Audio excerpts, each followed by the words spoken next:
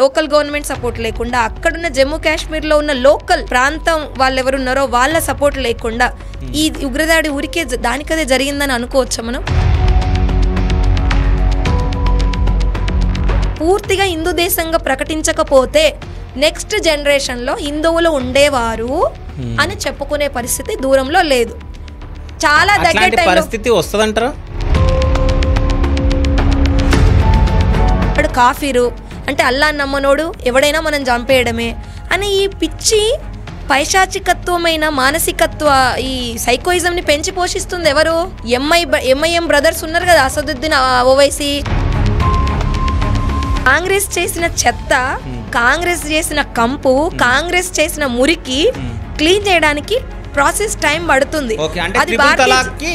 ఇంత తొందరగా ట్రిపుల్ తలాక్ ముస్లింల గురించి ఆలోచించిన గవర్నమెంట్ హిందువుల గురించి ఎందుకు ఆలోచించలేదు? పాత బస్తీలో చూసుకున్నా కూడా, ఇంకెక్కడ చూసుకున్నా కూడా ఇప్పుడు ఎంతమంది without Aadhaar card, without visa ఎంతమంది వస్తున్నారు? వీళ్ళందరికీ ఎవరు ఇక్కడికి రప్పిస్తున్నారు? వీళ్ళందరి వెనకాల ఎవరు సపోర్ట్ ఉంది?